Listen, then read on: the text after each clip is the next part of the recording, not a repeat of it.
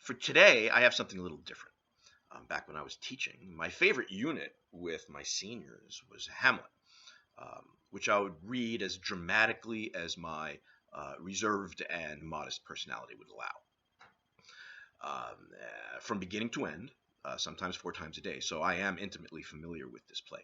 And for today, I have a piece of Act 5, Scene 1, in which Hamlet, who has just returned from an interrupted voyage to England, is walking along with his buddy Horatio and comes upon a man digging a grave. I will speak to this fellow. Whose grave's this, sirrah? Mine, sir. Oh, a pit of clay for to be made for such a guest as meet. I think it be thine indeed, for thou liest in it. You lie out on't, sir, and therefore it is not yours. For my part, I do not lie in it, and yet it is mine. Thou dost lie in it, to be in it and say it is thine. 'Tis for the dead, not for the quick, therefore thou liest. 'Tis a quick lie, sir, 'twill away again from me to you. What man dost thou dig it for? For no man, sir. What woman, then? For none neither. Who's to be buried in it?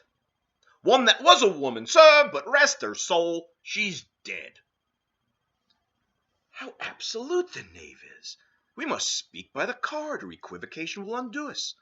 By the Lord, Horatio, these 3 years I have taken a note of it. The age is grown so picked that the toe of the peasant comes so near the heel of the courtier he gaffs his kibe.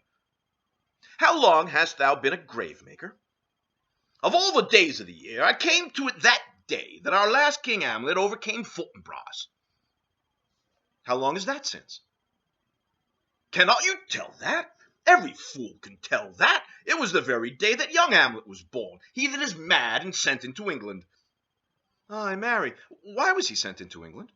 Why, because he was mad. He shall recover his wits there, or if he do not, 'tis no great matter there. Why? 'Twill not be seen in him there. There the men are as mad as he. How came he mad? Very strangely, they say. How strangely? Faith, even with losing his wits. Upon what ground? Why, here in Denmark. I have been sexton here, man and boy, 30 years. How long will a man lie of the earth ere he rot? Faith, if he be not rotten before he die, as we have many pocky courses nowadays, that will scarce hold the laying in, he will last you some 8 year, 9 year. A tanner will last you 9 year. Why he more than another? Why, sir, his hide is so tanned with his trade that he will keep out water a great while, and your water is a sore decayer of your horse son dead body. Here's a skull now. This skull has lain of the earth 23 years. Whose was it? The horse son mad fellow it was. Whose do you think it was? Nay, I know not. A pestilence on him for a mad rogue. A porter flagon of Rhenish on my head once. This same skull, sir, was Yorick's skull, the king's jester. That? Even that? Let me see.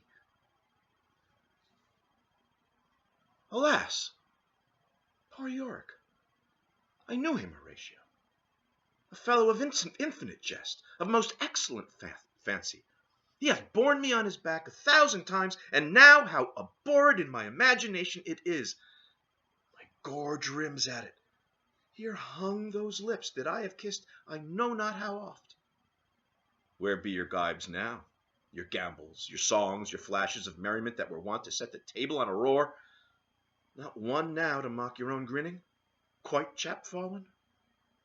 Now get you to my lady's chamber and tell her, let her paint an inch thick, to this favor she must come. Make her laugh at that. Prithee, Horatio, tell me one thing. What's that, my lord? Dost thou think Alexander looked of this fashion in the earth? E'en so. And smelt so? Pah! E'en so, my lord. To what base uses we may return, Horatio. Why may not imagination trace the noble dust of Alexander till he find it stopping a bunghole? 'Twere to consider too curiously to consider so. No, faith, not a jot, but to follow him thither with modesty enough and likelihood to lead, as thus: Alexander died, Alexander was buried, Alexander returneth into dust, the dust is earth, of earth we make loam, and why of that loam, whereto he was converted, might they not stop a beer barrel? Imperious Caesar, dead and turned to clay, might stop a hole to keep the wind away. Oh, that the earth which kept the world in awe should patch a wall to expel the winter flaw. But soft, here comes the king. I hope you enjoyed that as much as I did. Thanks for watching. We'll see you tomorrow morning.